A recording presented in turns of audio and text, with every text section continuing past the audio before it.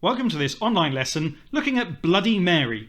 Was Mary the First a terrible queen? Our aims today are to describe real examples about Mary, to explain your opinion of Mary, and to compare interpretations of Mary. And when we're talking about interpretations, really we're talking about historical opinions. Here's a quick do now task. A lot of change in a short time is a bad thing. Do you agree with this statement? There's no right or wrong answer, so just note down what you think. As a challenge, can you give a real-life example to back up your point of view? Pause the video while you briefly complete that task and then press play when you're ready to continue.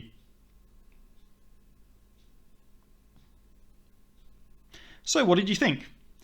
Well, it's a very vague question. It really depends on the change, doesn't it? The thing is, a lot of change very quickly can be difficult to cope with, but if things really need changing, then of course it can be a good thing. But it can also be tremendously confusing. The reason why I pose this question is because during the reign of the Tudor monarchs, England changed its religion several times. It started out as a Catholic nation in the reign of Henry VII, and then Henry VIII made it into a more Protestant nation, although whether he was ever truly Protestant is open to some debate. And then Edward VI made it even more Protestant, changing the Bible into English, changing churches and so forth. But then after the death of Edward VI, Mary came in and, well, she changed it back to Catholic again. And then after Mary, Elizabeth I first changed it back to Protestant again, and this flip-flops back and forth. So, as you can see, a lot of change can be a good thing, but it can also be a bad thing depending on what it is and where you stand. Let's have a look at Mary. First of all, we're going to have a look at a key word. What is a martyr? Here's a dictionary definition. A martyr. This is a person who dies for their beliefs, often for their religion. First of all, can you think of an example of a martyr? As a task, write down your own definition of a martyr. You can write your answers to both of those if you wish, and pause the video while you do that.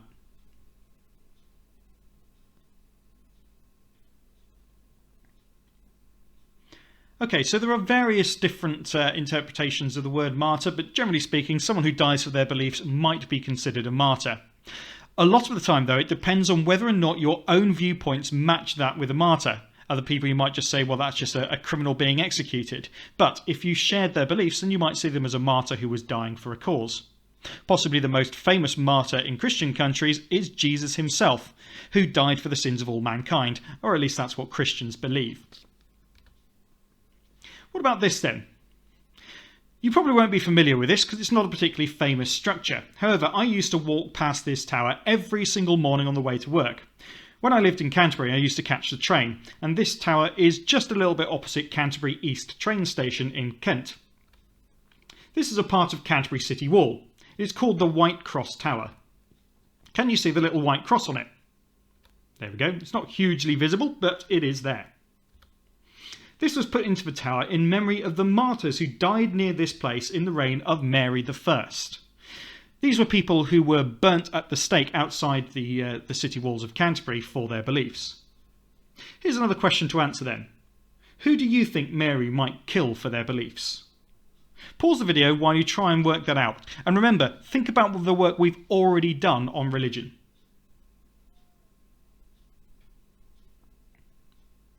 Okay. Perhaps you put that she killed Christians. Well, technically speaking, you would be correct there, but we need to be a little bit more specific. Maybe you put that she burnt Catholics for their beliefs. Actually, no. She burnt Protestants for their beliefs.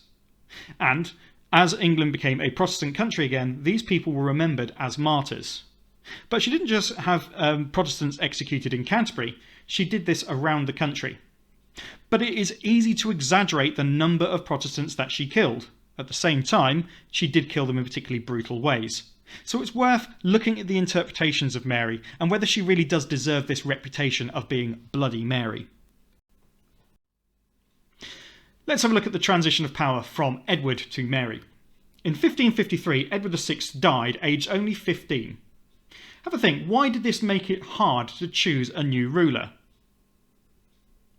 What did you think?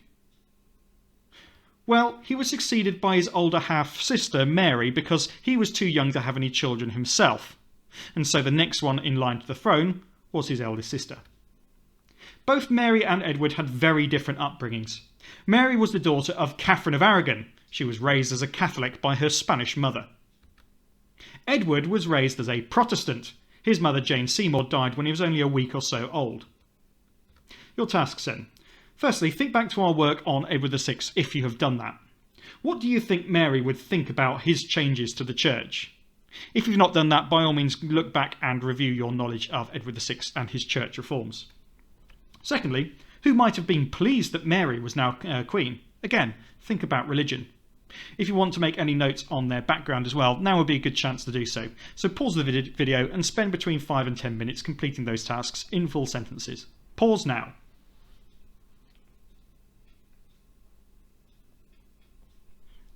Done?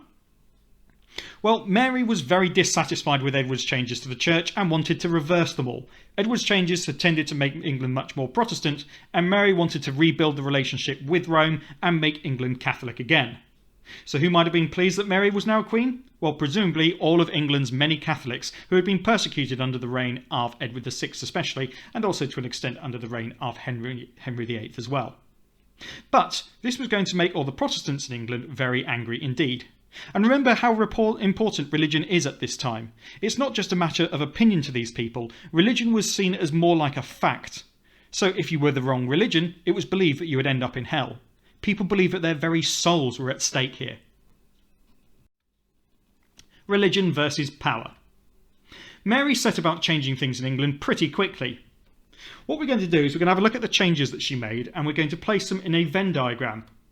You can do this in a book or on a piece of paper, or if you've been given a sheet, you could do that. Use a full page, as you will be writing lots of examples in it. And when I say a full page, I'm talking about a standard exercise book page, or perhaps an A4 page, but just make sure you've got plenty of room to write inside of it.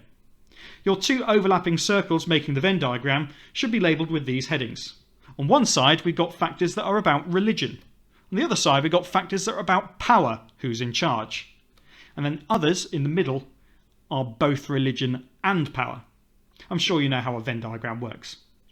Anyway, sort yourself out getting that Venn diagram drawn, and once you're ready to move on, you can press play and we'll have a look at the first examples that you can add to it. Pause the video now while you complete your diagram.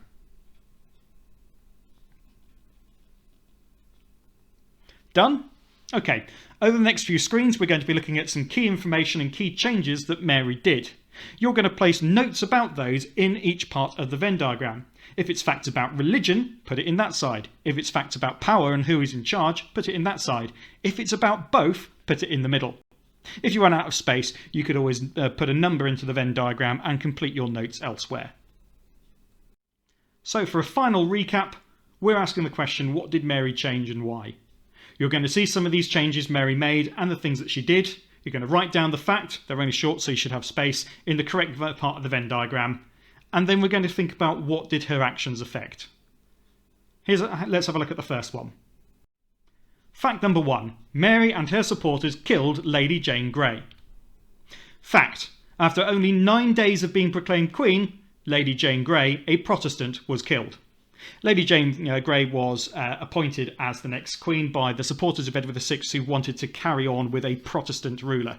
However, very powerful people in England disagreed with this because her claim to the throne was incredibly weak. This stopped a Protestant carrying on the religious changes of Edward VI, and it's one of the first things that Mary and her supporters did. As an extension, have a think about how important this fact is. Give it a rating out of 5 and explain why you gave it that number, where 1 means it's not very important at all, and 5 means it's incredibly important in how it affects England. No wrong answer there, but just explain it. So just to recap, decide whether that fact, killing Lady Jane Grey, is about religion, power, or both. Make your note in the Venn diagram now, and press pause. You can press play when you're ready to continue.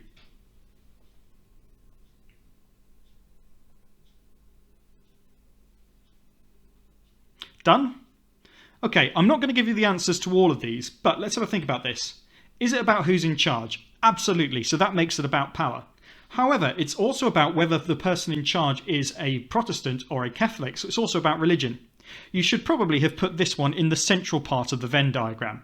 It's really about both religion and power. How important is it? Well, I'll leave that up to you. Let's have a look at the next fact. Fact 2. The Church. Mary changed the new Protestant church back to being Catholic. This partly undid the changes Henry VIII and Edward VI had made, although it should be said she never really succeeded in her short reign to reopen all the monasteries.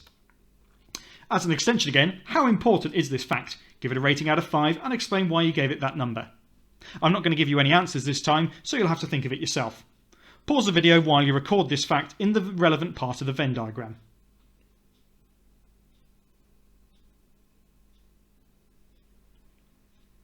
Alright, let's move on to fact 3. Fact number 3, killing Protestants. This is the fact that Mary's probably best remembered for today. Fact, Mary killed over 250 Protestants because of their religion. This included some very high profile people like the Archbishop of Canterbury. We're going to have a look at him separately in a moment. Again, there's your extension. Pause the video while you note down this fact into the appropriate part of your Venn diagram. Press play when you're ready to continue.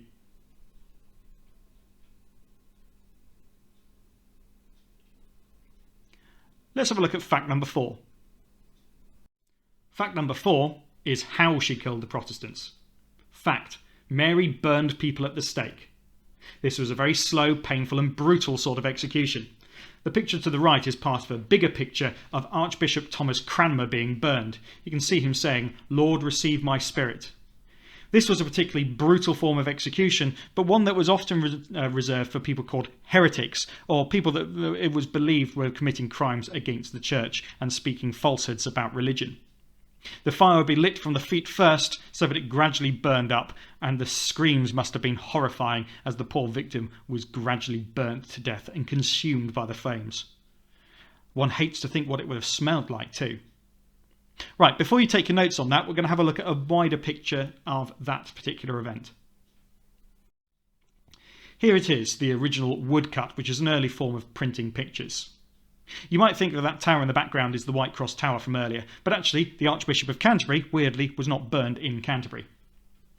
The spellings are a little bit funny in this old source, but in case you can't read that caption at the top, it says, "The burning of Archbishop of Canterbury, Dr. Thomas Cranmer, in the town ditch at Oxford, with his hands first thrust into the fire, wherewith he subscribed before." What this is supposed to show is that Cranmer is not afraid of death. In fact, he is perfectly prepared to thrust his hand into the fire and get it over with more quickly. There he is saying, "Lord, receive my spirit." You can see that there is a Catholic monk down the front. He's labelled Friar John. And you can see soldiers holding back the crowds. Study this picture. You can answer these questions elsewhere before we return to our Venn diagrams.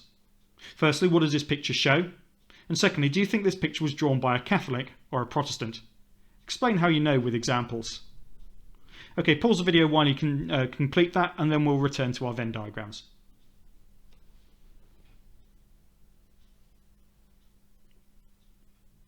So what did we think? Hopefully we've identified the main parts of this source, with Cranmer being burnt, thrusting his hand into the fire and saying to God, "Lord, receive my soul." Was it drawn by a Catholic or a Protestant? Well, hopefully you've identified that this is probably drawn by a Protestant. It's giving quite a favourable view of Cranmer, making him look brave. Whether he really looked as calm as all this as the flames licked higher and higher seems pretty unlikely to me. So again, to return to our Venn diagrams, let's consider how she killed Protestants. Is that about power, religion, or both? Add to your Venn diagram now, and don't forget the extension. Pause the video while you complete that.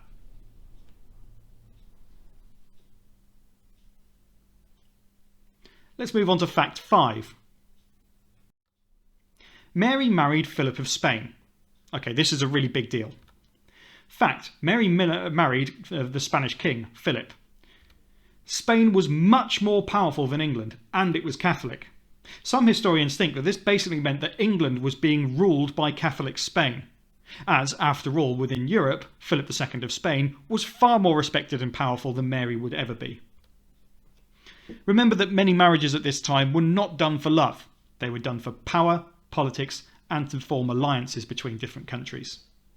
So, add this one into your Venn diagram.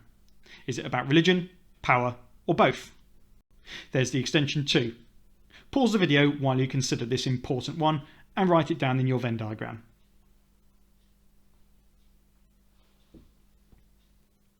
Onwards.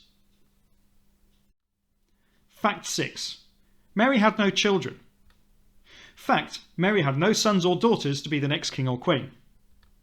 This meant that she didn't have a Catholic child to be the next king or queen. It's quite a sad story, this. Mary was desperate to have a child to carry on in her name after she died, but she never did. At one point, it's thought that she had something called a hysterical pregnancy. That's not as funny as it sounds at all. Actually, what this meant is that she presented as having many of the symptoms that people have when they are pregnant, for example, things like morning sickness, and she even got something of a swelling in her belly, but it's more likely it was probably caused by a benign tumour or a form of cancer. It wouldn't necessarily kill her quickly, but it would mean that she would appear to be pregnant, but she actually wasn't. This must have been devastating for Mary, and very sad, depending on whatever else you think of her. I don't think I would wish that on anyone. Anyway, let's consider this one here. Having no children to carry on your name was a big risk at this time. Remember the lengths that Henry VIII went to secure a son. So add your example to the Venn diagram, complete the extension, and then we'll move on. But pause the video while you do so.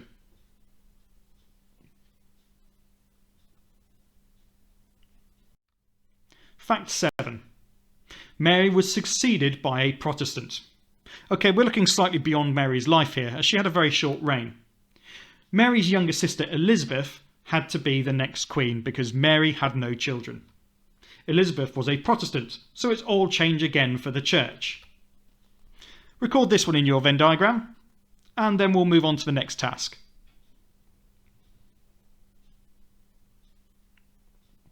Okay, you've probably found that an awful lot of those ended up in the both column. If you ran out of space, hopefully you've been able to make your notes elsewhere. But look, that's quite deliberate. Religion and power were incredibly intertwined at this time. Some might be a bit more religious, some might be a bit more about power, but many of them you'll find will go into that both column. So let's consider whether Mary really does deserve her reputation. We're going to have a look at some statistics now that show how brutal Mary was in comparison with other Tudor monarchs. So in this table I'm going to show you the monarch's name, their reign, that's the years when they were in charge, the number of burnings they ordered for heresy, so these are crimes against the church, and any other executions that took place that we know about. So for Henry VII, the records are rather incomplete. What we do know, though, that he was on the throne for 24 years, and he burned 10 Protestants for heresy. It's important to remember that Henry VII was a Catholic. Then we got Henry VIII. Henry VIII started out a Catholic, but was moving towards Protestantism by the time he died. He reigned for a massive 38 years, which for the time was a really long reign. He burned 81 people for heresy. I imagine some of those would have been Protestants and some of them would have been Catholics by the end of his reign. However, it's interesting to note that the records still exist that suggest that in the reign of Henry VIII, 70,000 people were executed for a range of offences, for things as small as theft, going all the way up to things like high treason. Henry VIII could be an incredibly brutal king. Then we got Edward VI, and of course the Regency Council that ruled on his behalf while he was too young. He only reigned for 6 years, and only 2 people were burnt for heresy. We don't know that much about other executions. Then we have Mary. She reigned for only 5 years. But look how many people she burnt for heresy, 284. Again, we don't have brilliant figures for other executions within her reign. But it's worth bearing in mind how big that number is compared to the others, and considering that Mary only reigned for 5 years. And then Elizabeth I. She reigned for longer than any of them, 45 years, which again was a hugely long time. Burnings for heresy, 5. This would have been 5 Catholics. But in terms of other executions, 300 people were hanged for a rebellion in the north of England against Elizabeth I. So it wasn't as if, well, let's be honest, executions were pretty common at this time, regardless of whether they were burning for heresy or hangings for other reasons. Oh, by the way, the correct use of hanged here as the past tense is correct. You wouldn't say 300 people were hung for a rebellion. The reason being that the criminal sentence is to be hanged until dead, and so we refer to 300 people being hanged rather than hung.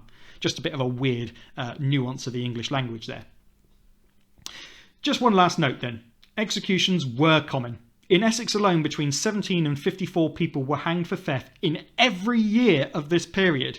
So that's a lot of people. If you apply that to the rest of the country, thousands of people were being hanged and executed for various crimes all the way through. So it's not as if, let's say, none of these monarchs commanded people to be killed, because they absolutely did. We just don't necessarily know the true number. Okay, statistics can be really useful to historians because they can give us an idea of not just how many people died, but also trends as well, whether one particular king or queen was more brutal than another. So study these statistics. Give one statistic that suggests that Mary did deserve to be known as a violent ruler. So think about any of these statistics or any of these numbers that suggest that she really was quite extreme and violent. Secondly, give another statistic that suggests that Mary wasn't the only violent Tudor ruler. So have a look at some of those statistics for the other kings and queens. And then thirdly, overall, do these statistics suggest that Mary deserves her violent reputation as Bloody Mary? I've included a writing frame here which you can use if you wish. These statistics do or do not suggest Mary deserves her violent reputation. An example that supports my opinion is, and then you can give one of the facts or statistics, and then you can explain how that supports your opinion, whatever that is.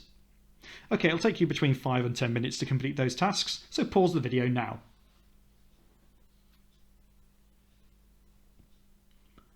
Alright, that's going to give us some further evidence that we can draw on for the next task. Now on to our key question. Does Mary I deserve the title Bloody Mary? Use the examples in your Venn diagram and your other work to support your point of view. Here's a writing frame that you can use if you wish, but remember this is optional. Use it if you struggle to structure your answer or if you're wondering how to start it. But again, you might be comfortable just writing it on your own. I think Mary I was or was not a terrible queen. I should point out here that I mean terrible in the sense of being terrifying rather than bad at her job. An example that shows this is, and this proves that she was or was not a terrible queen because. On the other hand, Mary was not the only violent Tudor. For example, and then you can choose another fact about one of the other Tudor monarchs, perhaps one of the statistics from our table. This shows that Mary might not deserve the title Bloody Mary because. Now your conclusion. Overall, I think Mary was or was not a terrible queen who deserves to be remembered as Bloody Mary. This is because. I mean, you can do an evaluation if you're feeling really confident. My supporting example is a strong example because. So you're thinking here about why your supporting example that backs up your opinion is a really good one that is really convincing. That's quite a tricky skill, so give that some real thought. You'll need to complete this in a series of short paragraphs, so spend about 15 to 20 minutes on doing this. Pause the video while you complete the task.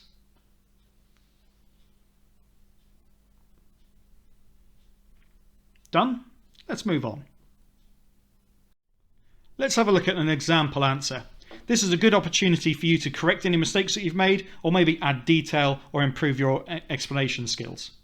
I've chosen to use the writing frame because, well, after all, I wrote it. Nevertheless, you don't have to have done that, and you can still get some value from looking at this. You don't have to agree with me either. Remember that historians look at the facts and they form their interpretation based upon what they think of those facts. So if you disagree with me, not a problem, as long as you've backed it up well. I think Mary I was a terrible queen.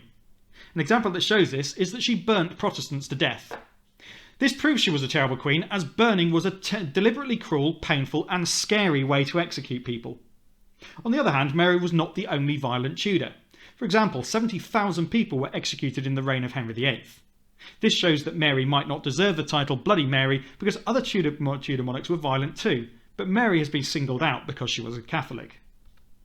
Overall, I think Mary was a terrible queen who deserves to be remembered as Bloody Mary.